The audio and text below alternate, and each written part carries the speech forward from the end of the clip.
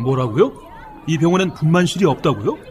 최근 한 공공병원은 돈이 안 된다고 분만실을 없앴습니다.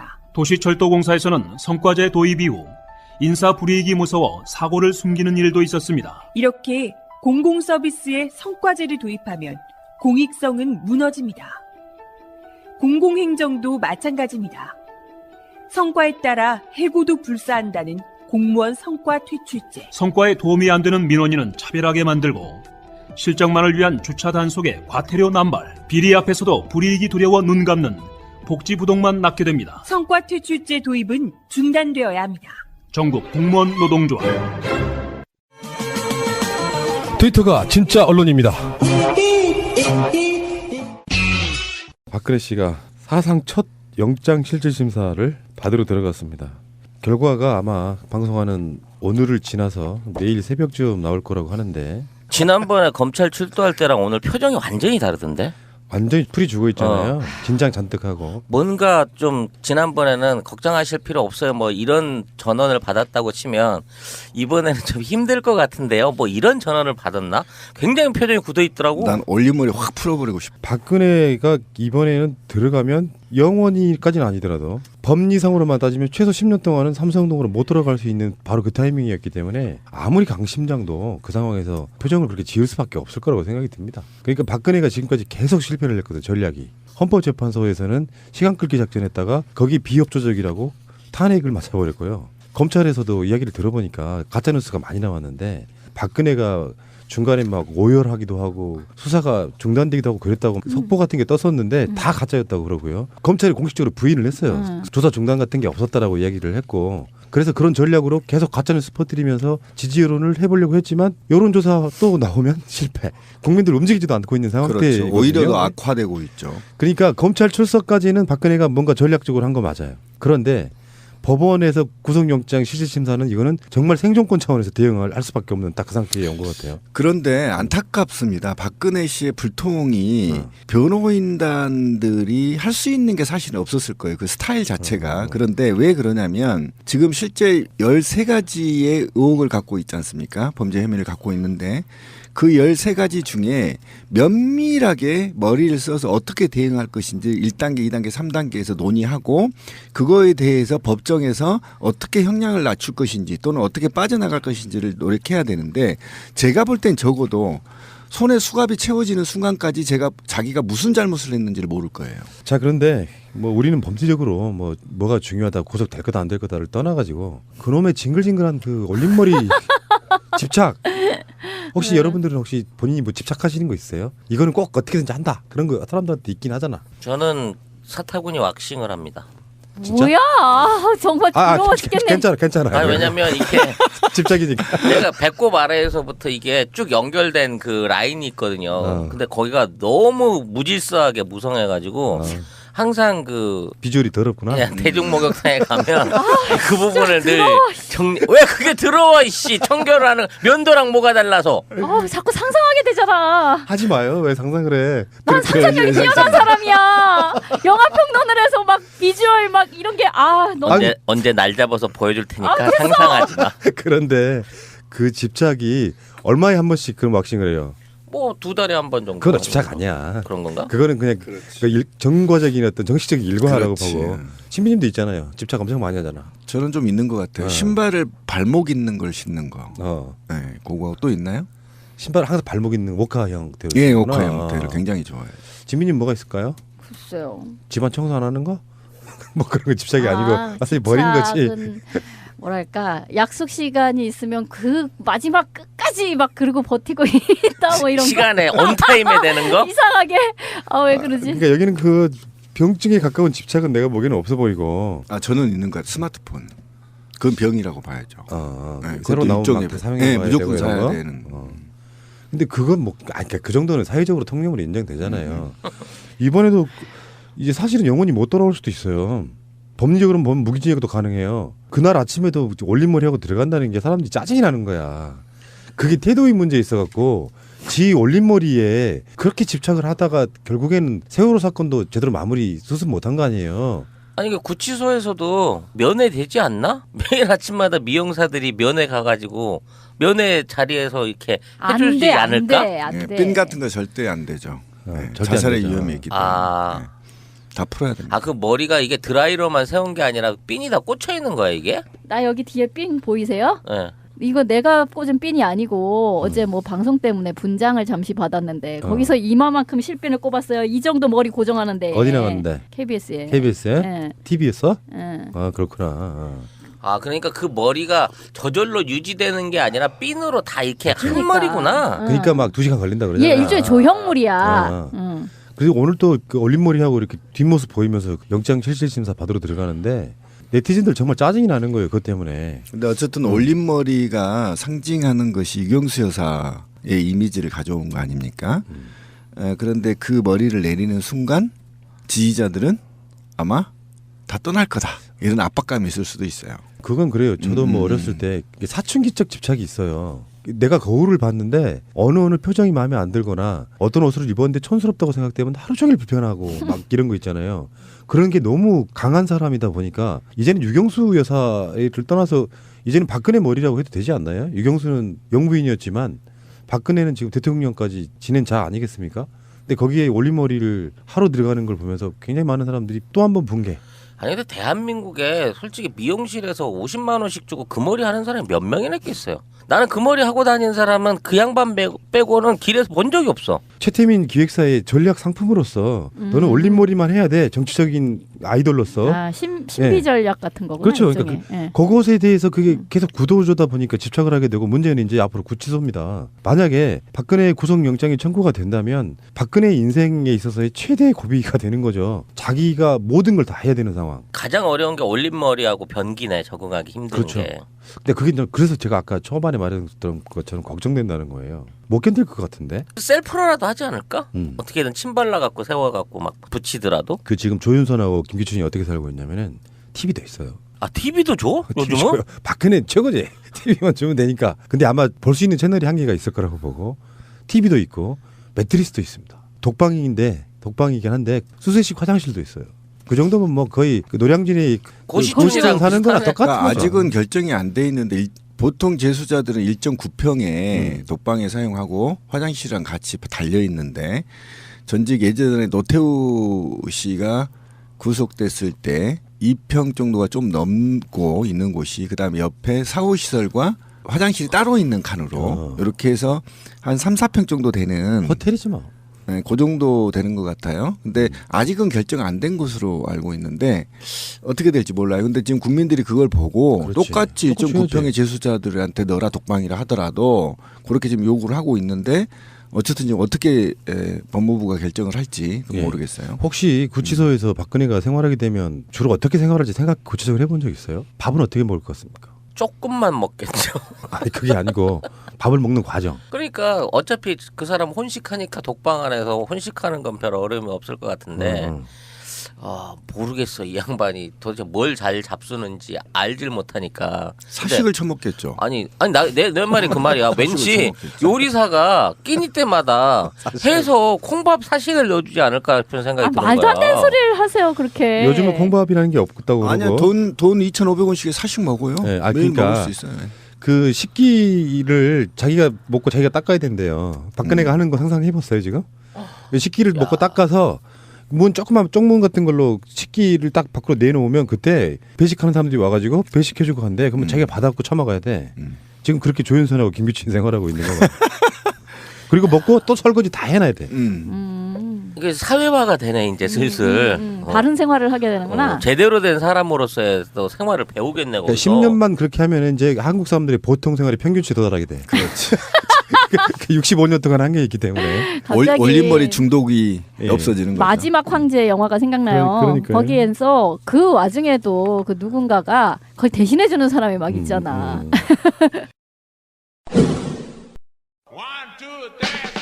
방송 중간에 좋아요를 눌러주시면 새날팀들에게 큰 힘이 됩니다. 미리 감사합니다.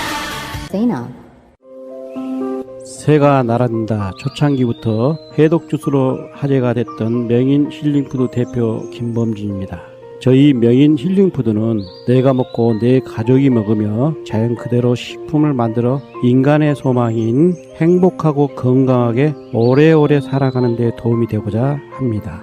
최고의 히트 상품인 청아야채, 하루야채를 비롯하여 당뇨에 도움이 주는 당 스마트백 등의 상품이 지금도 새날 애청자님들 덕분에 잘 나가고 있습니다. 고맙습니다. 앞으로도 믿고 함께 해주시는 소비자님들을 배신하지 않고 정직하게 정성껏 잘 만들겠습니다. 명인 힐링푸드를 검색해주세요.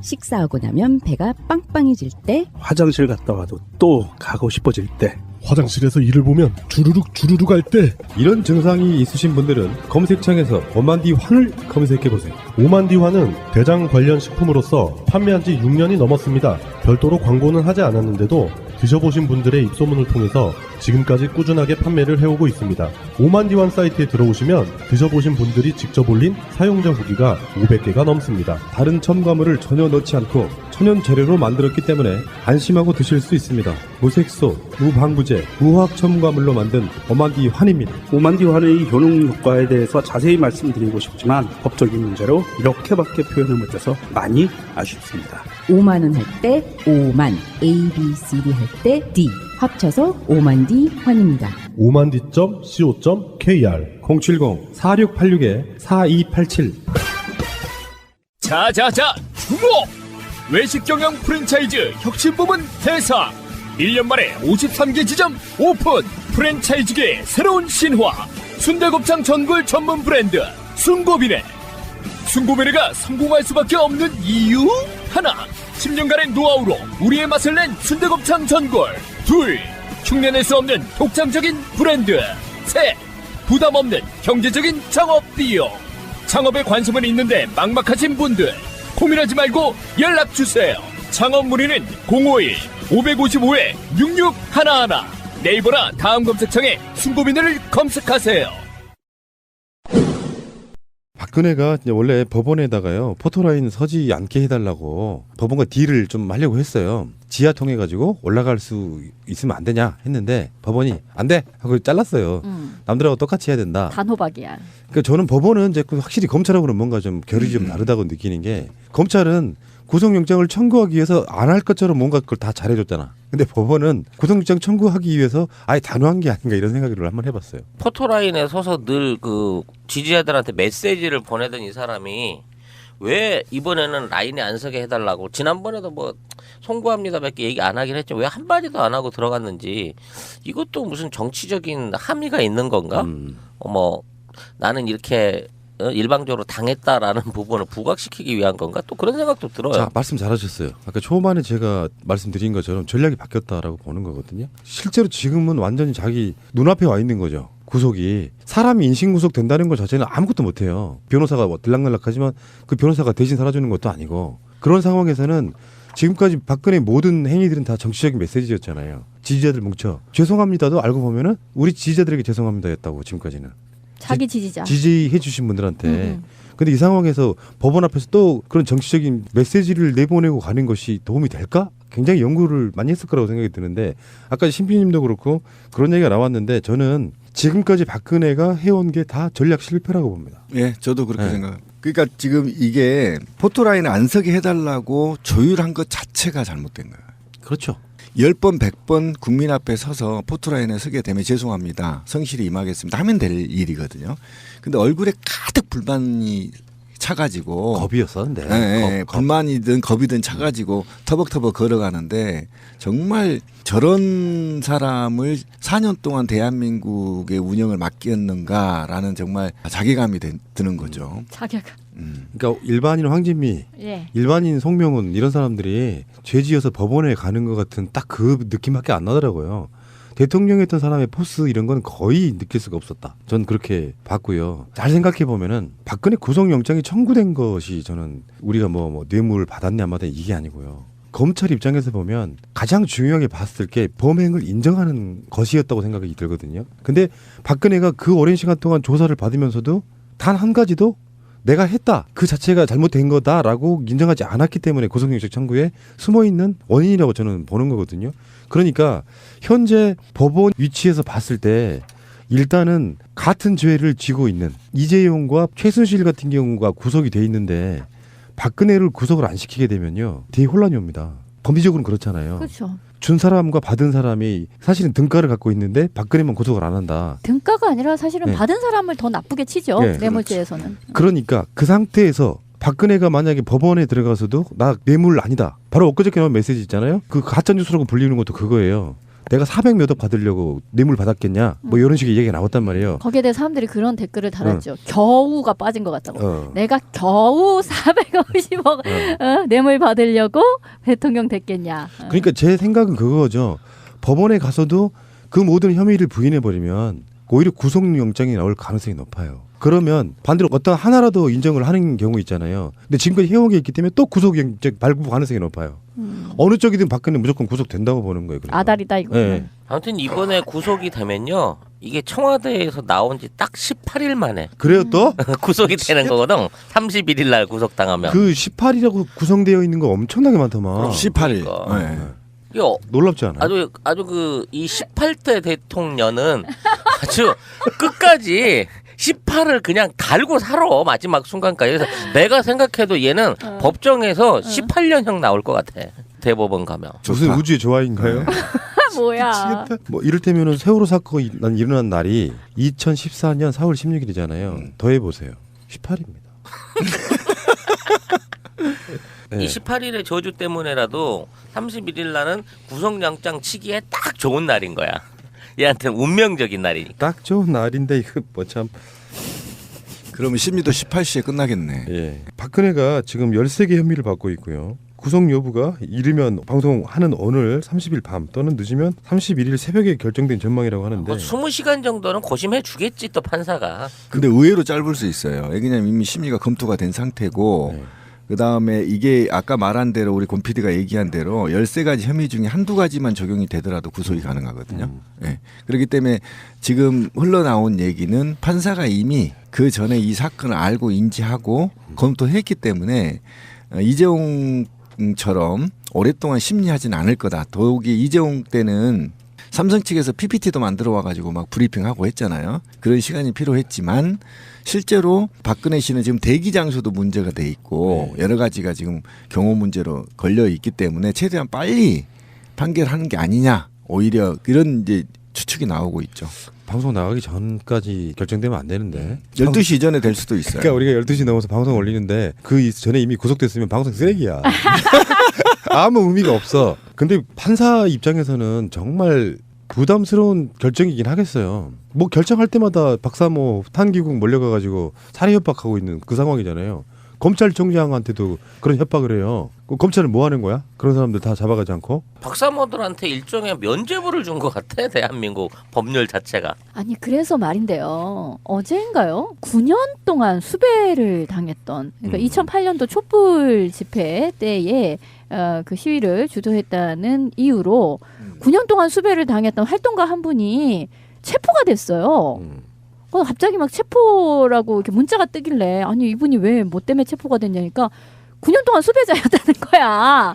아니 근데 그런 사람에 대해서는 그렇게 악착같이 9년간 수배를 유지하면서 그걸 또 대뜸 그렇게 체포를 해가면서 도대체 박사모의 그 집회에서는 실제로 사람이 셋이나 뭐 사망을 하고 또 아주 여러 가지 폭력적인 사태가 일어났음에도 불구하고 왜 그들에 대해서는 그들이 무슨 짓을 하든지 그렇게 내버려 두는 거예요? 미스테리이긴 하죠. 예. 그걸 우리한테 물어보면 어떡해. 주사해서 보고하십시오. 애청자들. 아니, 저도 그게 지금 답이 없어요. 너무 어이가 없잖아요. 네, 어제 같은 경우 제 지인이 거기에 문안인사하러 갔다 뒤통수를 까였거든요. 박근혜한테 문안인사하러 갔다가 뒤통수가 까였는데도 경찰이 잡아가지 않아요. 폭력인데. 네. 근데 만약에 우리가 박사모 집회 우리 집회 또 와서 우리가 뒤통수 때렸으면 가만뒀겠어요? 바로 잡아갑니다. 이게 형평성의 문제가 있고 진미님이 얘기한 대로 박근혜와 박씨 일가족 박지만 그의 아이들 그 가족들이 일상적으로 특혜를 받고 있는 건 사실이에요. 그러니까 법이 그러니까 뭐 그들이 법치를 굉장히 강조하지만 법의 제일 중요한 정신은 법 앞에 평등이잖아요. 원래가. 근데 그게 지금 법 앞에 평등이 이루어지고 있다는 거를 누가 믿냐고. 그러니까 박근혜가 만약에 구속되지 않으면 법치라는 말이 굉장히 우스워지는 거예요, 진짜로. 여러분들의 의견 한번 일단 여쭤볼게요. 그게 제일 빠르겠다. 구속되겠습니까? 안 되겠습니까? 전 된다고 봐요. 네. 우리 성 작가님. 저는 안 된다고 봅니다. 방송 재미를 위해서죠? 아니요. 속마음은 아니죠. 아직도 믿고 있습니다. 뭐를? 법원이. 아니, 그러니까 법원? 저분은 지금 다른 방송의 잔상인데요. 일루미나티 때문일까요? 아 그렇구나. 일루미나티가 조정하고 있어. 일루미나타 입장에서는 왜 박근혜 구속을 반대하는 거예요? 아니 아직도 활용할 수 있는 여지가 많고 밖에다 내놓고 있는 게 여러모로 그 활용할 수 있는 그게 되는데 관리시설 안에 집어넣어버리면 어떻게 더 이상 박근혜에 대한 이슈를 만들어낼 수가 없기 때문에 재판 자체를 길게 끌고 가려고 하는 부분이 있어요. 이건 이제 지금부터는 팩트인데 박근혜가 만일에 이번에 구속영장을 받아서 그 구속이 되면 구속 상태에서 진행하면 20일 안에 실제 이제 기소가 됩니다. 최대 20일 안에. 그리고 나서 대법원까지 1년 안에 판결이 나게 돼 있어요. 근데 이게 불구속이 되면 계속해서 연장을 할 수가 있습니다. 뭐 증거를 내고 뭐 추가 변론을 하고 또 재판 신청을 연기하고 심리를 열고 그러면 이 박근혜에 대한 전체적인 판정이 2년, 5년을 갈 수도 있어요. 사실상. 그렇기 때문에 이번 구속이 사실상 굉장히 중요한 의미를 갖는 겁니다. 그래서 이렇게 구속이 되면 1년 안에 박근혜는 실형 선고를 받아요. 근데 만일 구속 조치가 안 된다고 치면 이건 다음 정권 내내 박근혜를 어떻게 처리할 거냐라는 문제로 가지고 이게 이제 일종의 정치상의 뜨거운 감자가 될 수 있는 거거든. 그런 면에서 구 여권이나 기존의 그 문재인 후보 그러니까 앞으로 수립될 민주당 정부에게는 이게 그 굉장히 목에 걸린 가시처럼 이 처리 문제에 대한 게 정치적 과제로 남을 수 있거든요. 그러니까 어떻게 해서든지 불구속 상태에서 재판을 질질 끌고 갈 것이다. 타기 정부에 부담을 주기 위해서 저는 그렇게 예상을 하는 누가 거죠. 누가 부담을 주기 위해서요? 일루미나타가? 아니 일루미나티? 아 일루미나티가? 아니 지금의 어떤 그 민주당 정부의 어떤 개혁이나 혁신이나 적폐청산을 방해하려고 하는 무리들이 어떻게든 딴 사람은 다 구속돼도 좋지만 박근혜만큼은 남겨두는 게 앞으로 정치 협상에서 유리한 고지를 차지할 수 있다는 거지. 아 그러니까 일종의 지렛대로 사용하기 위해서 여전히 남겨둔다. 그렇지. 어쨌든 구속을 면치 못할 것입니다. 왜 그러냐면 보통은 법정에서 성실하게 대응을 하는 거예요. 저는 거짓말을 치더라도 온갖 잔머리를 써서 이건 이래서 아니고요. 저건 저래서 안 했고요. 이건 이래서 안 됩니다. 제가 안 했습니다. 라고 사안사안별로 또박또박 부정을 하거나 또는 법리적으로 흥정을 해야 되는 게 법정이거든요. 그런데 오로지 박근혜가 부정하는 건 이거예요. 내 통장에 돈 10원도 꽂히지 않았다. 이것만 주장하는 거 아닙니까? 그런데 이렇게 되면 이 자기가 정황적으로 판사가 봤을 때 이거 범죄 혐의가 있음에도 불구하고 계속 부정을 하면 구속시켜버려요. 구속 상태 시켜놓고 일정 구평에 가다 놓으면 정신이 바짝 들어요. 아, 내가 부정할 건 부정하고 인정할 걸 인정해야 되겠다 이렇게 되거든요. 예를 들면 뇌물죄를 부정하면 그래도 강요죄라도 좀 받아야 형량이 낮춰지잖아요. 근데 이런 법리적 협상이 전혀 이루어지지 않고 있다는 거 박근혜 씨가 지금 이게 굉장히 문제이기 때문에 저는 즉시 구속일 거라고 봐요. 이번에 그 검사가 청구한 구속영장 청구서의 내용이 삼성이 돈을 낸 것은 강요에 의한 것도 있지만 뇌물적인 성격이 있다라고 실제 원문에다가 두 가지를 다 적시를 했더라고요. 그 원문이 공개가 됐는데 그러니까 강요도 있고 뇌물성도 있다 이 두 가지를 검찰에서 다 집어넣은 거죠. 판사한테 판단하라고. 그러니까 그런 걸 협상을 해야 된단 말이지. 대통령이랑 막강한 권력을 갖고 1대1 면담 속에서 너 왜 말 안 사주니? 이렇게 얘기하면 왜 말 안 사주니? 이게 왜 빌려줬니? 사달라고 그랬는데. 그렇지. 왜 또 그 실력이 안 되는 말을 사줬니? 이렇게 두 번째 한 거잖아요. 그러면 그게 강요가 되는 거죠. 그러니까 자기가 직접 돈을 안 받고 공동지갑론을 부정한다 하더라도 그것을 조목조목 왜 너 머리랑 이게 보톡스 또는 뭐 이런 필러 수술 쳐맞고의 돈을 네가 안 냈니? 이렇게 물어보면 최순실한테 꾸었어요. 라고 말을 해야 될 거 아니에요. 나중에 갚아주려고요. 이렇게라도 얘기해야 되는데 아니라고만 얘기해. 그럼 돈은 최순실은 어디서 나서 줬어? 이런 일반인들이 보더라도 뻔한 거 아니에요. 근데 그거를 부정해. 그럼 판사 입장에서 이렇게 되는 겁니다. 그러니까 머릿속에다가 뇌물이니 뭐니 다 지워버리더라도. 별 의미가 없고 구속을 해야 되는 이유 중에는 여러 가지가 있었잖아요. 도주 우려, 사실은 도주 우려 없어요. 뭐 무슨 어떻게 도주를 합니까? 일단 없고 증거 인멸도 좀 아리까리해. 그쪽 논리가 전혀 틀린 말은 아닌 게 뭐 청와대도 나와 있고 개인이 어떻다고 하는데 그거는 아리까리하다는 게 뭐냐면은 박근혜만이 증거 인멸할 수 있는 건 아니거든. 자기가 임명했던 청와대 직원들 아직 있고요. 변호사들도 있고 뭐 흔적을 지우겠죠. 이제 가장 중요한 문제는 저는 남아 있는 게 두 가지라고 보는데 일단은 혐의라고 하는 게 범죄 사실에 대한 거의 입증할 수 있는 정도의 구체적인 범죄 사실이 혐의예요. 법정에서 유죄냐 아니냐만 판단할 뿐이지 혐의들은 수도 없이 많이 널려 있어. 그러면 마지막에 뭐가 남았느냐면 범죄 사실에 대한 인정이라고 생각해요. 그 인정 여부를 갖고 판사가 봤을 때 피의자 박근혜 당신이 이런 일을 한 것에 대해서 인정하십니까 아닙니까를 묻는데 또 검찰이 또 하다시피 안 했다. 나는 죄가 없다. 내가 받은 게 없다는 식으로 몰고 가면 모른다. 그러면 법원 입장에서는 똑같은 죄 받고 있는 최순실과 이재용 이런 사람들이 지금 구속되어 있는데 이 사람도 구속해야겠구나 하는 가장 중요한 기준이 저는 인정이라고 보고요. 그렇죠. 그 인정을 아까 말씀드렸잖아. 해도 구속 안 해도 구속인 거예요. 근데 그 부분에 대한 건 인정을 하는데요. 이게 이제 탄핵 심판 그 헌재에서 하는 거랑 지금 형사 재판은 다르단 말이에요. 형사 재판은 죄형 법정주의, 쉽게 말해서 죄에 대한 게 증명된 대로 해서 법으로 해서 형을 때리는 거고 일단 피의자의 무죄 추정 원칙에서부터 시작을 한단 말이야. 그러니까 박근혜가 나는 무죄하고 주장하면 법원 입장에서는 얘가 유죄라고 하는 명확한 증거를 들이대야 되는데 검찰의 기소장 안에는 그 내용이 없고 박근혜가 이 모든 걸 부정하고 있다라고만 나온단 말이야. 그러니까 2차에 가서 다시 구속영장을 청구할 수 있어도 옛날 이재용의 1차 구속영장 기각처럼 기각이 될 수도 있는 여지는 난 여전히 있다고 보는 거예요. 그 당연히 있죠. 상존해요. 그런 확률도 상존하는데 그러면 법원 입장에서는 이재용 구속에 대한 그러니까 이미 형평성 형평성 차원에서라도 검찰이 이런 방식으로 해왔던 거예요. 검찰이나 특검이나 구속시켜줘 이런 이유로 반려하면서 이것이 부족하기 때문에 구속 못해라고 하면 그거 보강해서 한 번 더 집어넣으면 되는 거예요. 그렇죠. 네? 그런데 대통령은 한 번 기각되면 재청구하기가 어렵습니다. 정치적으로 굉장히 민감한 상황이기 때문에 어렵기 때문에 어쨌든 그걸 떠나서 지금 박근혜 씨가 12만 페이지가 넘는 혐의를 갖고 있어요. 12만 페이지요? 혹시 18만 페이지는 아닌가? 잘못하신 거 아니에요? 뭐 그럴 수도 페이지. 있어요. 첨지까지 하면 12만 페이지인데 이재용의 12배가 넘는 혐의예요. 진짜요? 네, 12만 페이지 정도 되는 건데. 양이 얼마나 되는 거야? 12만 페이지면. 그런데 이제 이게 그 전에 아까 증거 인멸이니 뭐 혐의 사실 부인이니 하는 게 전부 구속 사유예요, 원래.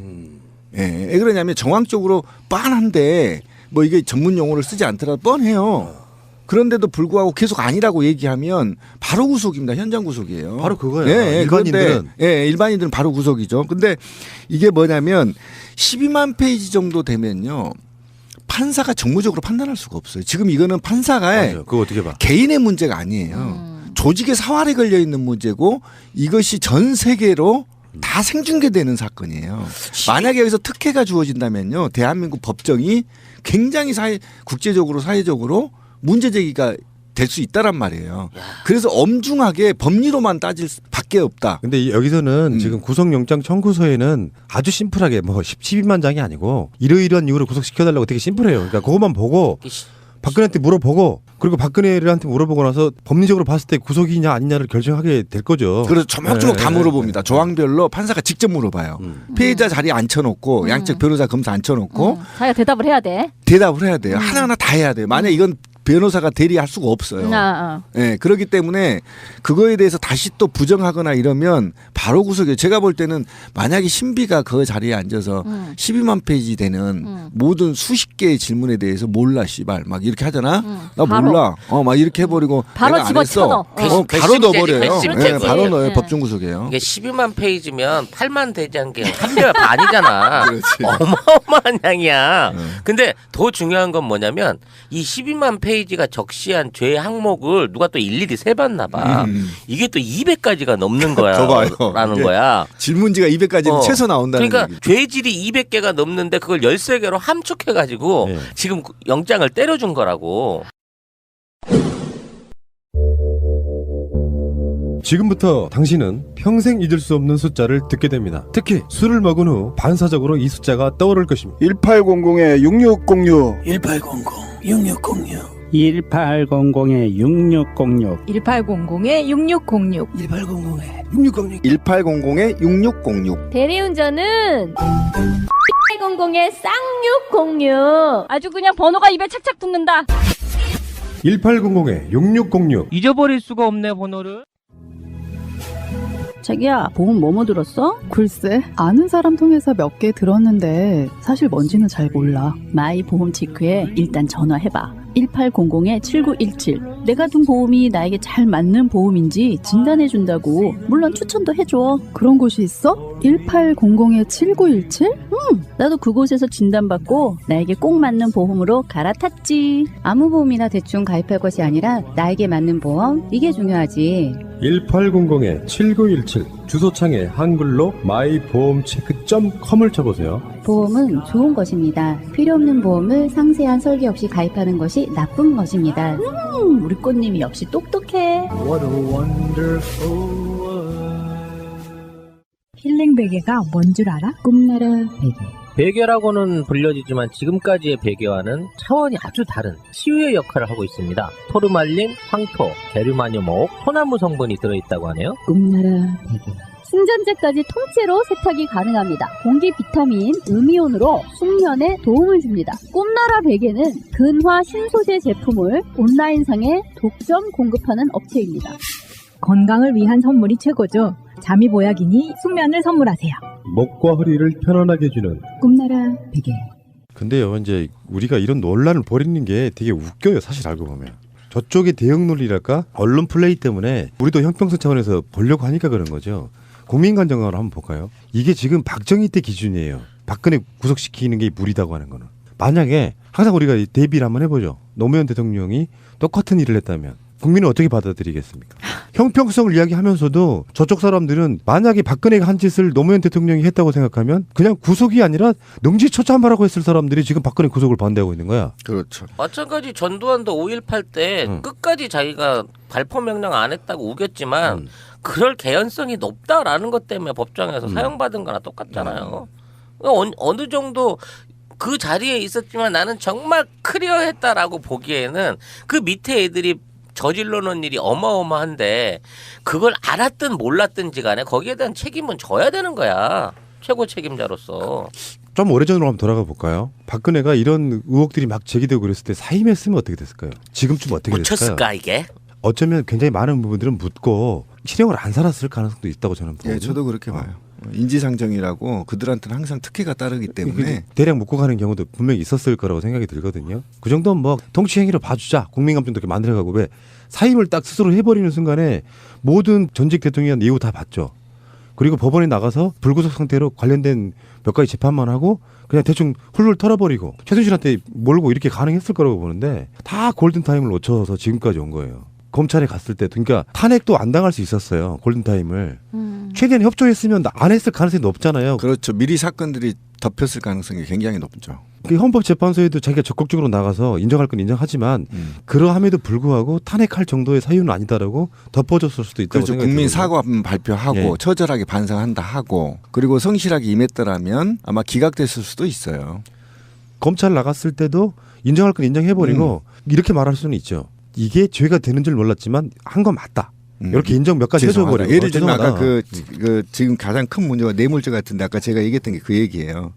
내가 내 통장에 돈이 들어온 게 없다. 그런데 저는 그냥 마을 사람 육성 때문에 어쩔 수 없이 마음이 급해서 성과를 내려다고 보니까 와서 좀 제가 강하게 부탁한 것이 강요가 된 것 같다. 이렇게 받아줘야 되는 거거든. 그러면 뇌물죄가 빠져나가고 판사가 볼 때나 또 사회적으로 볼 때 아 그렇구나. 그래서 강요죄 정도로 협상 여지가 있어야 되는데 이 통째로 부정해버리는 거예요. 통치행위였다라고 해버리니까 판사 입장에서 이렇게 되는 겁니다. 자꾸 박근혜 몰입할 이유가 없어요. 박근혜는 뭔가 예외적인 조항을 두면 안 되는 거거든. 우리나라의 그 정치 세력들이 하는 게 항상 그런 식인 거예요. 내로남불 항상 이런 방식으로 대처하니까 논란이 생기는 거야. 박근혜는 일반적으로 21세기 국민 감정으로는 무슨 실질 심사를 할 것도 말 것도 없는 거야. 그렇죠. 무조건 구속해야 돼. 대통령 되는 것 자체가 문제가 있었기 때문에 어쨌든 이번 계기로 박정희의 트라우마에 온 국민이 지금 빠져나가고 있는 극복하고 있는 단계에서 다행이에요. 계속 오기 피십시오. 그래야 이게 재밌어요. 그래서 변호사들이 전략을 바꿨을 가능성을 제가 제기해 보는 거예요. 오늘 박근혜가 출석하는 모습도 그렇고 거기 가서 일부 인정하는 쪽으로 가지 않을까. 그 형량을 좀 줄이는 바로 쪽으로. 바로 그거지. 그러니까 그게 5년 정도만 쳐맞을게. 이게 전략이 이렇게 될 수 있어. 그러니까 뇌물죄 정도에 대해서는 거부를 하되 거기에 대해서 웬만한 것들은 혐의를 인정해버리고 가장 큰 거는 인정해버리고 물론 통치행위 전략도 있습니다. 그렇죠. 그리고 나서 실형을 맞고 그리고 다음 정부에서 국민화합 차원에서 사면 요구하는 쪽으로 해서 짧게 살다 나오는 방식을 전략적으로 택하고 있지 않을까 생각해봐요. 무죄는 거의 불가능하다고. 만약에 다음 대통령이 누가 되든 박근혜 사면하면 그 대통령을 탄핵해버릴 겁니다. 자, 탄핵 사유가 네. 박근혜 사면. 네. 그러니까 박근혜 성정상 지금 흘러나오는 보도가 이런 거예요. 막 비난을 해요. 일반적인 사람들이 변호인단들이 너무 잘못하고 있다. 전략 비슷하고 하는데 사실은 박근혜가 변호인단들의 조언을 받지 않고 있다는 거예요. 그렇죠. 조언도 안 받고 커뮤니케이션이 안 된다는 거예요. 자기들끼리도 안 되고 박근혜하고도 안 되고. 그러니까 박근혜라는 참으로 이상한 사람이라서 아무하고도 사실 대화가 잘 안 되는 사람이라는 거야. 그 사람과 대화할 수 있었던 사람은 최순실밖에 없다는 거지. 엄밀하게 말해. 저는 조건부 사면에 찬성합니다. 해외 비자금 계좌 다 까놓고 국내에 있는 재단들 국가에 헌납하면 저는 뭐 이 정도 조건이면 저는 사면에 저는 적극 찬성하고 있습니다. 우리 몇 년 전에 이명박 그 이야기할 때 한 거 비슷한 걸로 1조 원을 가져올 때마다 1년씩 까주는 이런 막. 그럼 뭐 일단 50년 형은 때려놓고 1년에 1조씩 합의를 보면 되겠네. 아이고 돈이 있으면 뭐예요. 나이 들어서 죽고 갇혀 살면 의미 없고요. 그러니까 제가 볼 때는 박정희의 비자금을 키웠던 것이 최순실 일가인데 지금 그 키나 비밀번호들을 다 최순실이 갖고 있을 가능성이 있어요. 박근혜가 그 돈을 관리할 수 있는 지적 능력을 갖고 있지 않고 있기 때문에 예, 그 뭐 스마트폰이나 치겠습니까? 아니면 컴퓨터 켜가지고 그 비밀번호 까고 그 어려운 거 인증서 때리고 그러니까 이거 하겠어요? 못하죠. 그러니까 등기부 등본도 안 갖고 있을 가능성이 높아. 그러니까 예전에 그 나갔던 방송에 저한테 개인적 피드백이 들어왔는데 새날 영리해야 돼요. 네.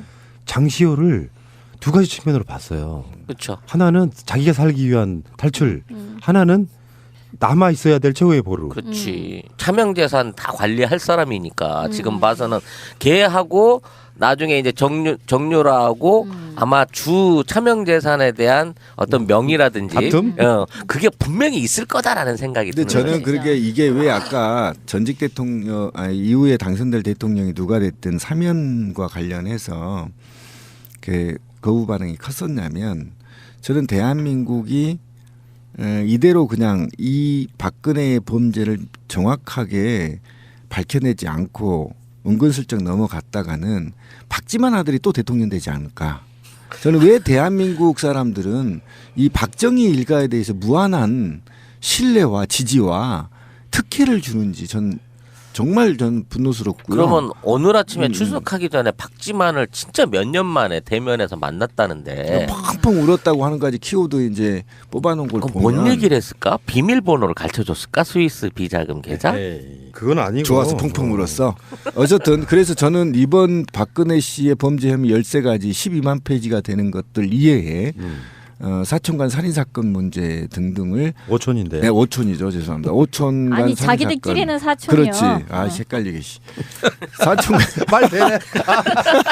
박근혜 기준, 박근혜 박근혜 기준. 그러니까 5촌 살인 사건과 관련해서와 관련한 사건들. 그러니까 박 씨 일가 전반적인 박 씨와 최 씨 일가의 사건을 모두 다 들춰서 악의 뿌리를 제거하지 않으면 또 20년 후에 우리가 지금 당한 것처럼 그 가족들 중에 한 명이 나와서 또 우리 미래의 후배들한테 또 상처를 줄 가능성이 있고 또 20년 후에 촛불을 켜게 만들 수 있는 악의 근원이 거기에 있기 때문에 뿌리를 뽑아버려야 된다. 그래서 법원이든 차기 대통령이든 이 문제를 다시 재조사를 통해서 더 확실하게 정권 교체 후에 조사할 필요가 있다. 네. 그러니까 이제 어차피 정권 교체된 후에 재판을 주로 받을 테니까 그렇죠. 이런 말이 사실 있어요. 우리가 법에 대해서 공정하게 적용이 되지 않을 때 계속 이연령 비연령이란 말이 나오잖아요. 그건 진짜로 말이 안 되는 거지. 물론 뭐 그쪽에 쉴드도 있습니다. 박근혜를 뭐 TV가 있는 방에서 매트리스 넣어놓고 생활하게 해주는 자체는 불공정한 거 맞죠. 근데 이제 이게 이런 거 있을 수 있어. 박근혜 같은 자들이 줄 서가지고 배식판에서 배식 받고 이러면은 위험할 수 있잖아요. 난 그 상상해보면 되게 통쾌하더라고. 그 안에서 숟가락으로 모가지가 따인다고? 아니 그런 거 말고라도 아니, 좀 이런 거지. 탕수육 한 덩어리만 더 주시면 안 돼요? 뭐 이런 거. 박근혜가 만약에 뭐 독방 아니고 8명 들어가는 방 같은 데 들어가면 몇 명 들어간대요 혹시? 가보신 분? 어디요? 여러 명 들어가는 방은 몇 명 들어가? 아니 저기 큰 방하고 작은 방 틀리잖아요. 그런가? 8명이 보통 원래 짝수로 들어가니까 6인실 아니면 8인실이에요. 8인실 들어갔는데 아줌마 할머니 왔어요? 뭐 이렇게 껌찍찍 씹는 저기 뭐. 화장실 옆자리 거기 가서 오늘부터 자요. 그러면서. 근데 경호상의 문제라는 게 중요한 인물은 감옥에서 아까 진미님 참 영화 방식이 숟가락으로 목이 따인다거나 아니면 그 영애 씨처럼 식판에다 락스를 계속 타서 주는 거지 음식에다가. 그런 상태를 만들어 놓으면은 전직 대통령이 감옥소에서 뭐 부상을 당했다라거나 목숨에 위험이 있다라거나 이렇게 활용될 수도 있기 때문에 독방에 있어서의 그게 꼭 특혜라고만 사실 볼 수 없는 측면도 있고요. 독방 사는 게 박근혜는 정말 재미있을 것 같긴 해. 그 사람 어차피 혼자 밥 먹고 혼자 TV 보던 사람이니까 생활에 달라질 건 없는데 이제 문제는 이제 치장하는 부분이겠죠. 그리고 텔레비전이 한 대밖에 없으니까 거의 2초 간격으로 채널을 돌려대겠죠. 자기 원하는 채널을 근데 제가 찾기 위해서. 궁금한 게 있어. 감방에서도 필러 수술 받을 수 있나? 못 받죠. 못 받아요. 근데 이 걱정이네. 사람한테는 이제 거울을 뺐으면 이제 처음에는 막 금단 증상이 일어나겠지만 그 이후에는 이제 자기 얼굴을 안 보게 되니까 올림머리인지 뭔 머리인지 이렇게 모르고 그렇게 살 수 있지 않을까도 싶어요. 그러니까 혼자 머리 감아봤겠어요. 그 긴 머리 누가 다 옆에서 수발 들어주는 상태겠지. 아니 이 추세로 가면 한 달 안에 요양원이나 정신병원으로 이게 이감돼가지고 보호감호 처분 받게 생겼는데 지금 우리가 아니, 상상하는 그럴 수도 대로면 있어요. 혼자 방에 넣어놓으면 정신 이상이 있어서 병원으로 이송될 수도 있어요. 저도 그렇게는 봐요. 그러니까 가짜 뉴스에는 그런 식으로 지금 흘려요. 뭐 펑펑 울고 막 혼절하고 뭐 하다못해 그 조윤선만 해도 강박 증세 보인다고 계속 보도 나오잖아요. 1분 간격으로 시간 물어본대잖아. 5분. 그래? 누가 또 1분이야? 그럼 갈수록 줄겠지 이제. 그럼 벽시계 하나 갖다 줘야 되겠네. 조윤선도 뭐 이 사회의 뭐 최고의 엘리트로 살아왔던 사람이고 그렇겠죠. 그걸 견딘다는 게 쉽지는 않을 것 같고요. 박근혜는 조윤선이 한 50배? 견디기가 진짜 힘들 거라고 생각이 들고요. 조윤선을 무수리로 사용하던 사람이니까. 그러니까 격이 좀 다른 거죠. 근데 제가 볼 때는 조윤선보다 더 견디기 쉬울 거예요. 왜냐하면 조윤선은 계속 밖을 와 다녔고 즐길 걸 다 즐겼는데 박근혜는 감금 아닌 사실 감금이었잖아요. 인생이 일생을 감금으로 살아온 그래서 사람이야. 아마 굉장히 저기 할 겁니다. 적응이 잘 하고 밥도 잘 먹고 그럴 거예요. 걱정 안 하셔도 됩니다. 근데 나는 세상에서 제일 쓸데없는 걱정이 박근혜 걱정해주는 거라고 생각해요, 진짜. 그러니까 이 사람은 우리랑 좀 멘탈 세계가 다르잖아요. 그러니까 또 저 사람 집에 갈 때 어떨까 했더니 막 해사시 웃으면서 집에 간다든가 나올 때도 막 그렇게 웃으면서 검찰에게 막 간다든가. 그러니까 그냥 자기의 어떤 자족적인 정신 세계에 살고 있는 사람인 거죠. 그리고 최순실 같은 경우는 아니 박근혜 씨 같은 경우는 어쨌든 최태민하고 들어가면 몇 시, 7시간, 8시간씩 안 나오고 이런 행복감이 있잖아요. 그래서 그런 데서 가면 그런 행복을 되새기면서 사시면 돼요. 행복할 거 아니에요. 네. 그 와중에 박근혜가 그 근해동산이라고 하는 팬카페에 감사 메시지를 전달했는데요. 사저 담당 비서관을 통해서 보내주신 편지와 선물을 잘 읽어보았다. 감사하다 이렇게 메시지를 보냈다고 하는데 그 뒷 메시지가 중요합니다. 앞으로도 열심히 활동해 주길 바란다. 뭐 어쩌라는 거야? 수고? 뭐 이런 거야? 그러니까 우리가 박사모만 알고 있지만 박근혜에 관련된 팬카페들 많아요. 이 사람들이 꽃바구니 같은 거 얼쩡얼쩡 거리다가 박근혜한테 삼성동에서 전달을 해요. 그러면 이제 거기에 대해서 이제 비서관 이런 사람들이 박근혜 메시지를 전달하는데 거기 열심히 활동해 주길 바란다는 말이 공분을 사고 있거든요. 나를 위해서 더 진쳐주고 소리 질러주고 악다구니 써주고 해주길 바란다로 들리는 거잖아요. 아니 근데 그 회장의 메시지가 옥체를 보존하시고 꼭 환궁하세요 그랬다는 거야. 그러니까 아니 그 자리에서 그 자택 앞에서 마마 하면서 울었다는 사람도 있잖아요. 그러니까 이 사람들의 정신 세계는 이제 왕정이라고 볼 수가 있는 거고요. 저는 제가 작년에 덕혜옹주를 보면서 막 기함을 했던 것 중에 하나가 사실 이런 어떤 정서적인 맥락이 그 영화 안에도 있단 말이에요. 덕혜옹주를 보고 이렇게 정신이 약간 오락가락해진 사람이 일본에서 이제 이렇게 돌아오는데 그 옛날 상궁 옷을 입은 사람들이 마마 하면서 이제 이렇게 절을 하는 공항에서 절을 하는 장면이 있는데 그거는 실제 장면의 재현이에요. 그때 진짜 그랬다는 거야. 근데 그거를 어떤 그로테스크한 방식으로 바라보는 게 아니라 마치 거기에 감정이입을 할 수 있다는 듯이 영화가 그리는 거에 난 기함을 했거든. 근데 나는 어떻게 저런 정서를 우리가 긍정할 수가 있는가라고 생각하는 입장이었는데 이 그 박근혜의 집을 둘러싸고서 마마가 어쩌고 옥체가 어떻고 황궁이 어쩌고 하는 사람들 물론 한 줌의 존재이기는 하나 이 사람들의 어떤 정신세계라는 것을 여전히 존재한다. 정말 끔찍한 방식으로. 그냥 지체라고 보면 안 될까요? 지체? 문화 지체죠. 문화 지체죠. 100년을 이어온 문화 지체죠. 이게 지금 박사모 얘기를 잘 꺼냈는데 언젠가 우리 에피소드 좀 집중적으로 털어볼 필요가 있어요. 지금 이 박사모와 소위 박근혜를 사모하는 모임 또는 박정희를 지금까지 신으로 생각하는 모임들이 소규모로 수십 개가 있어요. 실제로. 현장에서는 자기들끼리 더 선명성 싸움이 이뤄져요. 현장에서 제가 여러 번 목격했거든요. 예를 들면 1인 시위를 엄마 부대가 먼저 잡았는데 특정 단체가 거기를 빼앗으려고 막 해요. 그러면 엄마 부대들이 막 욕하고 싸우고 멱살 잡고 자기들이 이렇게 싸워요. 그 이유는 뭐냐면 자기들이 더 충성심이 높다라는 걸 보이기 위해서 가장 잘 보이거나 카메라가 잘 보이는 쪽을 차지하려고 싸움을 했었고 오늘 또 이제 그런 싸움이 벌어졌잖아요. 현장에서. 그러니까 이게 뭐냐면 결국은 지금은 있잖아요. 박근혜 관료들이 운영하고 있잖아요. 나라를. 그래서 이게 문제가 안 된단 말이죠. 근데 5월 9일날 대통령이 바뀌는 순간 이들은 반국가 단체가 돼요. 왜 그러냐면 계속 집회가 이루어질 것이고 세는 넓혀질 것이고 그리고 이거를 TK 중심으로 한 정치 재개 또는 이 정치 재개를 통해서 형량의 협상 또는 사면의 협상 테이블까지 올라올 만큼의 세력으로 굉장히 크게 성장할 가능성이 있습니다. 그래서 사회 분란을 야기시킬 가능성이 굉장히 높은 집단이기 때문에 앞으로 우리 애청자분들도 이 박사모들의 를 유심히 관찰하고 지켜봐야 됩니다. 굉장히 무서운 단체로 성장하게 될 거예요. 근데 그네 동산이 동산이라는 이름도 웃기는 거야. 종교적이죠. 아니 이게 그 텔레토비 동산도 아니고 요즘 누가 그런 말 쓰냐. 이거 영어로 하면 그네 랜드야? 뭐 이렇게 치면? 아니, 그런 거보다 그 무궁화 꽃이 심어져 있는 언덕 이런 느낌이에요. 그 느낌은 그네 동산. 뭐 아닐 수도 있고 뭐 놀이동산일 수도 있고. 근데, 아니 어린이 회관 그 옆에 근화원 관련해서 그런 것들이 있었잖아요. 맞는 말씀이죠. 이게 도대체 언제 지은 이름이야? 자 정리할게요. 어쨌건 간에 박근혜 씨가 구속이 안 되게 되면은 뭐 마치 뭐 검찰이 무리한 영장 청구했다 이런 역풍도 있겠지만 저는 구속영장이 발부가 되지 않더라도 박근혜는 아까 뭐 신비님 말씀처럼 전직 대통령에 대해서 또 치기 힘들다고 하는데요. 거기에 또 우리가 빼먹고 있는 게 하나 있잖아요. 국민이 있잖아.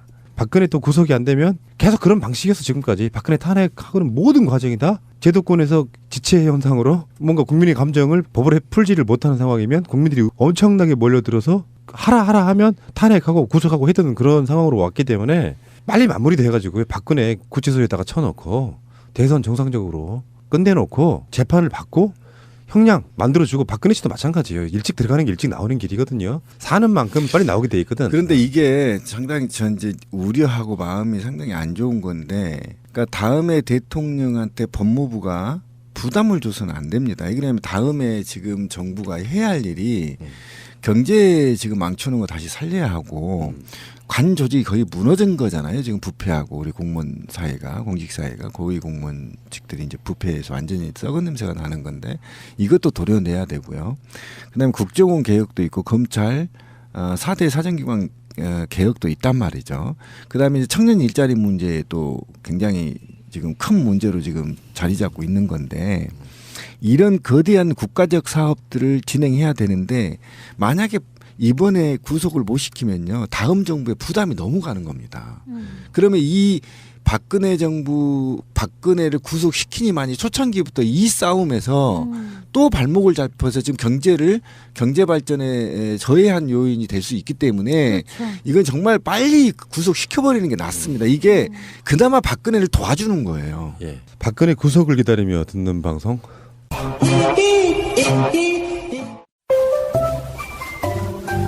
여보, 우리도 차 한 대 사자. 휴가철에 놀러 한번 제대로 못 갔어. 우리가 돈이 어딨냐? 그리고 딜러들 믿기도 힘들고 말이야. 이번에 새날에서 광고하는 중고차 이야기 한번 가보자. 중고차 이야기? 허위 매물 없는 200% 품질 보증제를 실시하는 곳이래요. 중고차 이야기를 검색하세요. 1666에 8546 나는 중고차 이야기에 차 팔러 가야지. 결혼 기념일이라고 남편이 꽃을 사왔더라고. 아, 행복하겠다, 언니. 차라리 돈으로 주지. 먹을 수도 없고 나중에 버리기도 힘들고 말이야. 그러나 마음을 전할 때 꽃보다 좋은 것은 없습니다. 인생에 있어서 돈이 전부는 아닙니다. 꽃은 기쁨과 슬픔을 함께합니다. 새가 날아든다와 연대하는 전국 꽃배달 자미원 꽃집 010-3608-7576 여보, 고마워.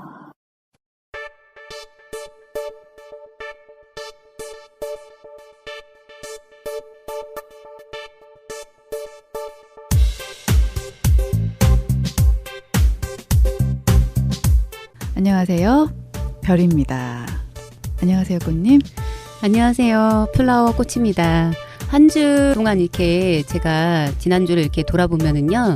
그러니까 참 제가 되게 숨가쁘게 이렇게 막 이렇게 살아왔더라고요. 그러니까 지난주에는 내내 그 요즘에 시민의 눈에 폭 빠져가지고 아주 정신이 없어요. 그러게요. 안녕하세요, 소녀님. 반갑습니다. 꽃님이 덕분에 소녀의 감성이 무럭무럭 자라나고 있는데 우리 꽃님이가 신년 때문에 눈이 쏙 들어갔네요.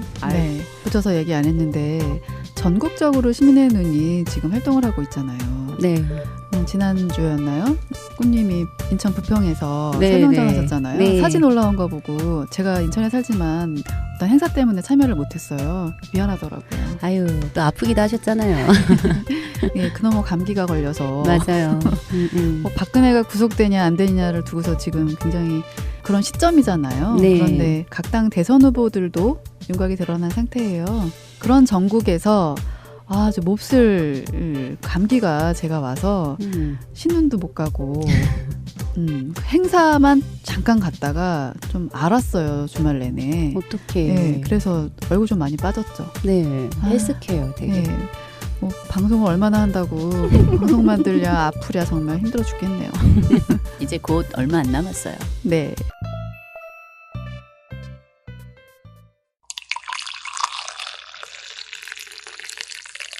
감기 얘기하니까 생각이 나는 건데 오늘 이야기가 저희가 공기오염에 대한 거잖아요. 그러니까 황사 소식이 봄이 되니까 막 새록새록 들려오는 거예요. 그쵸. 제가 계절성 천식이 좀 있어요. 그래서 봄 살짝 되면요 환절기라고 해야 되나? 일단 목이 아파요. 목 아프면 왜 열나잖아요. 그렇죠. 그러다 보면 이게 몸살기로 오는 것 같아요. 그래서 조금 봄이 시작할 무렵에는 제가 조심하고 있는 편이에요. 그러니까 이제 계속 마스크를 하고 다녀야 되니까 참 예쁜 그 향긋한 꽃 냄새도 못 맡고 너무 슬픈 것 같아요. 맞아요. 요새 이제 주변에 보면 길을 걸을 때나 지하철을 탈 때나 마스크 쓰고 다니시는 분들이 굉장히 많아요. 맞아요. 정말 많이 보게 되는데 별이 언니도 지난주에 정말 많이 아팠잖아요. 네. 감기로 굉장히 고생을 많이 하셨는데 제가 볼 때에는 이런 미세먼지 때문에 그런 것 같아요. 그러니까 이게 거의 뭐 봄철마다 연례 행사처럼 그러니까 미세먼지가 대한민국을 막 공격하고 있잖아요. 맞아요. 그래서 언젠가부터 이 마스크가 일상이 돼버린 것 같아요. 저도 그래서 지나다니면서 사람들을 볼 때마다 마스크를 써야 되나 나도 화상 지워지는데 어떻게 하지? 그런 생각을 되게 많이 해보는데 그런데 아직까지 이 먼지 따위예요. 그러니까 먼지 따위 왜 그렇게 호들갑이냐 이렇게 말하는 사람들도 있어요. 근데 솔직하게 우리가 청정 지역 있잖아요. 네. 그런 데 가도 먼지는 있어요. 그렇죠, 있죠. 네, 하루에 우리가 15억 개 정도를 코랑 입을 통해서 이 먼지가 들어온대요. 그렇게 많나요? 네네. 근데 도시에 사는 사람은요 매일매일 그보다 더 많은 그런 먼지를 마시면서 살아간다고 생각하시면 되는 거예요. 근데 이 먼지를 무서워하지 않으면 어떻게 될 것 같아요? 그냥 일상생활에서 그냥 다니는 거겠죠. 생각을 안 하지 않을까? 우리가 인식을 못 하지 않을까요? 그렇죠.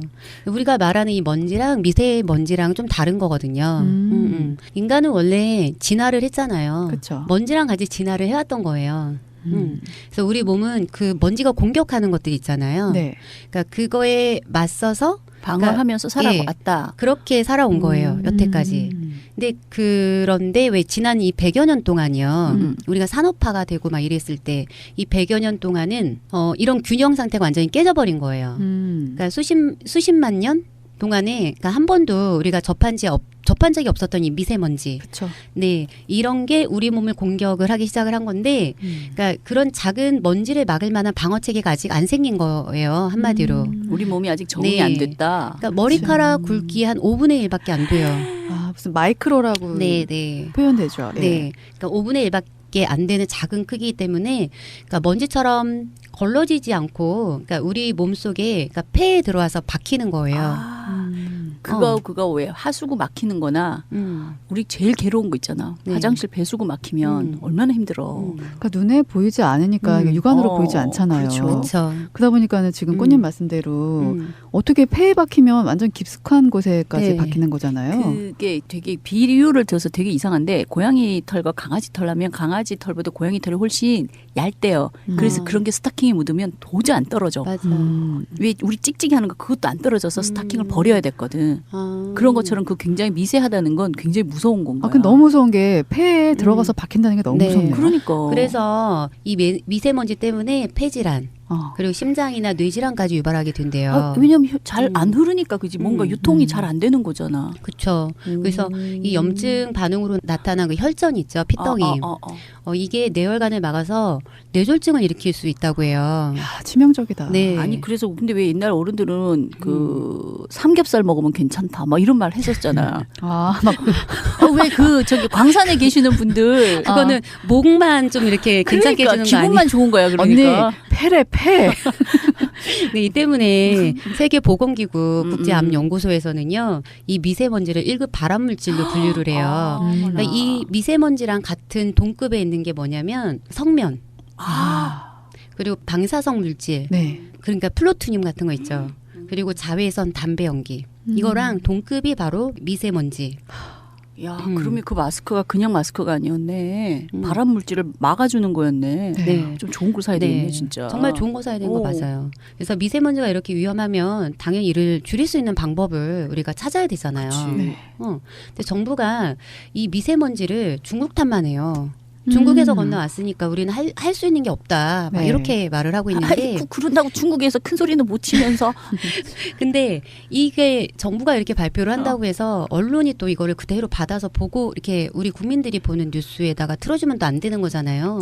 클릭만 하는 거야? 네. 그러니까 어떻게 보면은 자포자기한 거예요, 사실상. 자포자기한 거나 마찬가지인데, 그러면 과연 이 미세먼지가 중국 탓일까요? 환경적으로 봤을 때 환경 호르몬에서 나오는 것들 혹은 위 있잖아요. 우리가 흔히 알고 있는 원자력 발전소, 핵발전소 뭐 이런 거 있잖아요. 그런 거에서도 오지 않을까요? 그러니까 뭐 자동차 매연 뭐 이런 거요. 그러니까요. 그러니까 2013년 그 환경부 그리고 안전행정부 그리고 보건복지부 기상청 이런 이제 한 8개 정부 그 부처에서 합동으로 미세먼지 종합 대책을 발표를 한 적이 있었는데, 근데 여기 자료에 보면 그러니까 먼지 중 상당 부분이 그러니까 평균 한 30에서 50%.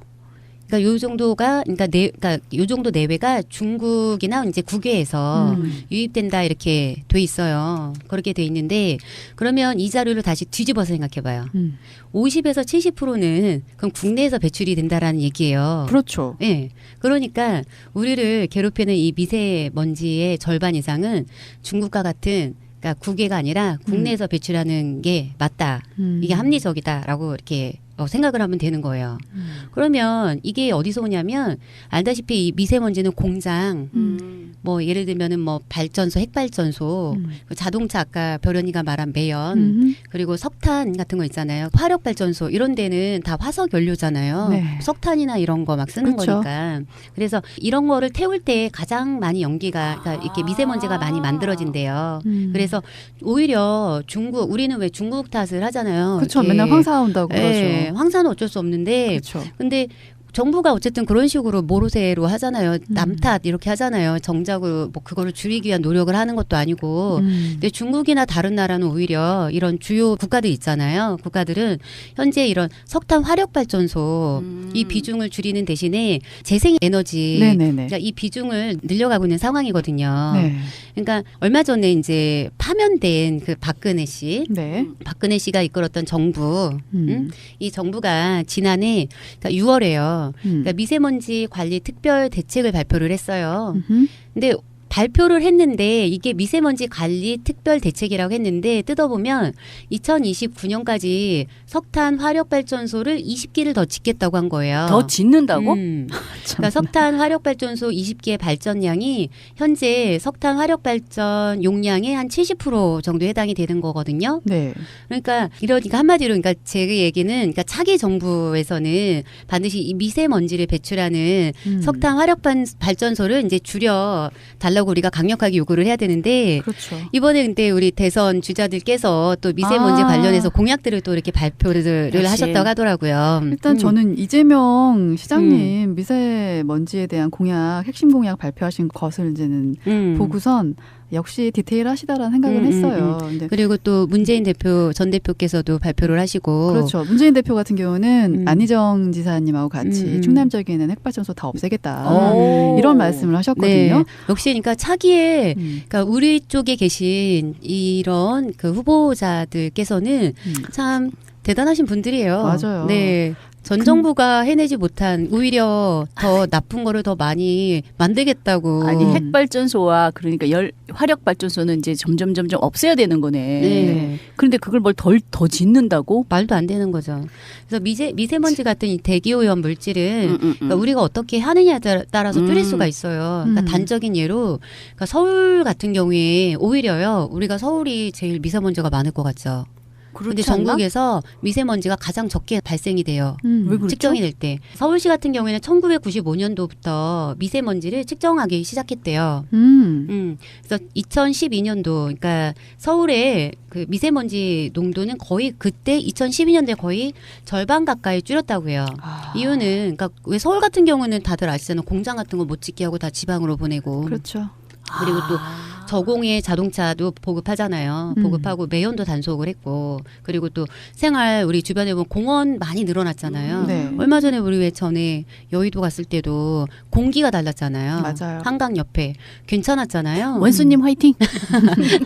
그래서 그러니까 이렇게 줄일 수 있는 방법은 얼마든지 많은 거예요. 네. 그러니까 1994년 때만 해도 서울의 공기는 공해로 유명한 멕시코 시티 그 정도 수준이었대요. 거기랑 버금갔었다고 해요. 이렇게 그래서 서울의 미세먼지 농도가 그 줄어든 기간이 1995년부터 2012년도잖아요. 네네. 그러면 중국의 산업화 그 시기랑 겹쳐요. 그런데 절반 가까이 줄였다는 건 중국 탓만 할 게 아니라는 거죠. 그렇죠. 아까 퍼센테이지로 꽃님이 말씀해 주셨잖아요. 30 몇 프로가 중국에서 유입되는 거고 나머지는 그럼 국내에서. 거의 다 국내에서 되는 거라고 지금 데이터로 나와 있네요. 네. 그러니까 30%인 저쪽을 계속해서 하고 자기는 아무것도 안 하고 그러고 있었던 거잖아. 모르쇠. 정부의 그렇죠. 모르쇠. 거기도 아몰랑. 그래서 시민의 건강을 생각하는 정부라면 그러니까 서울에 지금 현재 서울의 사례를 이렇게 교훈을 삼아서요. 그러니까 우리 아이들에게 조금이라도 그러니까 나은 환경을 이렇게 물려주기 위한 노력을 해야 되겠죠. 그럼요. 조상으로부터 받은 그런 지하 자원, 석탄 뭐 이런 것들 우리가 다 고갈시키면 안 되잖아요. 그러게요. 아니 근데 수도권 미세먼지가 그렇게 적고 거의 뭐 국내에서 발생하는 3분의 1 정도 되는 그 미세먼지가 충남 당진이 또 화력발전소 있잖아요. 네. 거기에서 나온다는 통계가 있대요. 네, 거기가 그래서 미세먼지가 가장 심해요. 그래서 안희정 지사님이 그런 얘기를 하셨나 보구나. 얘기했기 때문에 그거를 문재인 대표가 같이 함께 의논해서 하자라고 말씀하셨던 거잖아요. 역시 동지간에. 그럼요. 끈끈한. 좋아. 맞아요. 그래서 이거는 더 이상 그러니까 미세먼지를 우리가 늘 이렇게 숨 쉬니까 너무 이렇게 망각하고 있는 게 되게 많은 것 같아요. 사람들이 심각성을 모르고 망각하고 지내고 있는 것 같은데 폐암이 왜 많이 늘겠어요. 맞아요. 꼭 담배 핀다고 해서 그런 건 아닌 것 같아요. 네. 주변에 보면 암 걸렸다는 사람들 보면 그 사람들 중에서 담배, 흡연 안 하는 사람들도 많아요. 맞아요. 네, 주변 환경 때문에 그렇게 암에 걸린다고 생각을 하거든요. 그럼 일상에서 우리는 어떻게 대처해야 될지 그런 고민을 좀 해보게 되네요. 그러니까 방지하기 위한 근본 대책도 굉장히 중요하지만 이와 관련된 뭐 우리가 가정 기기들 있잖아요. 뭐 이런 것도 좀 미래지향적으로 예를 들어서 집안에서 공기청정기를 쓴다든지 이런 거 마스크를 쓰고 다닌다든지 그렇지. 이런 방지책 같은 거 우리가 일종의 말하는 대처를 해야 되는 방법들이 있을 거 아니에요. 그렇죠. 예, 앞으로는 근데 예전에 그 중국에서 나왔던 그 광고였나요? 미래 세대 사람들은 매연이나 이런 것 때문에 코털 길어진다고 유전학적으로. 네네네. 그거 보고 웃었는데 이거 웃을 만한 일은 아니잖아. 그래서 요즘 아이들이 눈썹이 길어요. 네. 애기들이 저도 맨 처음에 그걸 몰랐었어요. 거구나. 제 조카들이 눈썹이 정말 기른 거예요. 그래서 야, 아무리 내 조카지만 애들이 왜 이렇게 눈썹도 길고 이쁘냐 그랬더니 언니 요새 애들 다 길거든. 내 동생들. 어떡해. 이게 유전학적으로 그럴 수 있구나. 네, 그래서 그런 거래요. 상상을 했는데요. 코털이 길어진다고 생각해봐. 어머 너무 흉하다. 눈썹은 괜찮은데 코털은 좀 그렇다. 아이고, 근데 TV에 나왔었잖아요. 아니 그러면 코털 잘라주는 사람도 나오겠는데.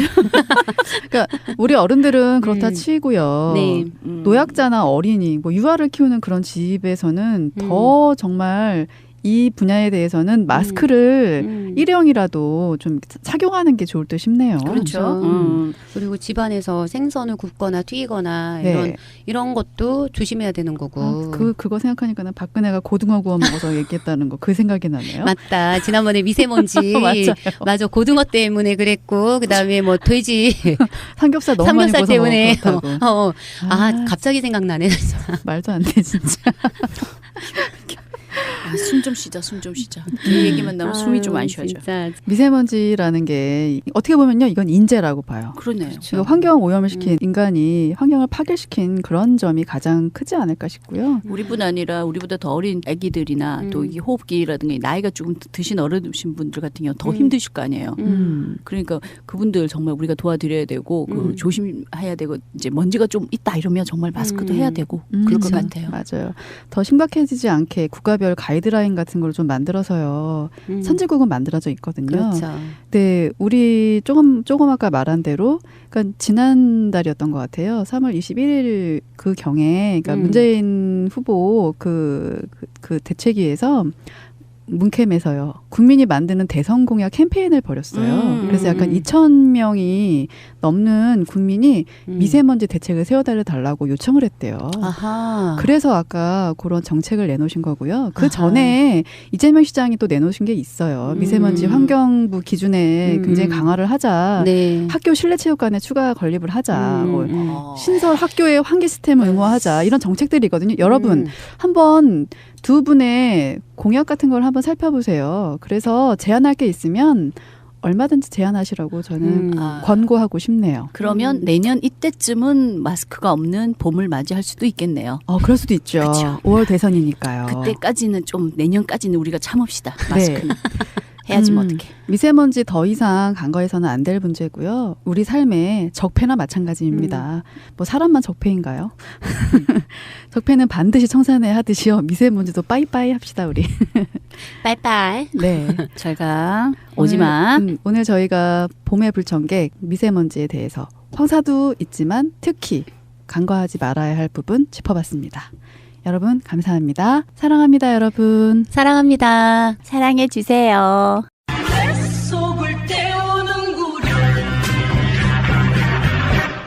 출연 별, 꽃, 소녀. 타이틀 음악 피터리. 새가 날아든다 팟빵 1, 2 채널 유튜브 새가 날아든다. 구독하기를 꼭 눌러주세요. 구독하기를 하시면 정말 새가 날아갈 수 있는 힘을 주시는 겁니다. 구독하기는 공짜입니다.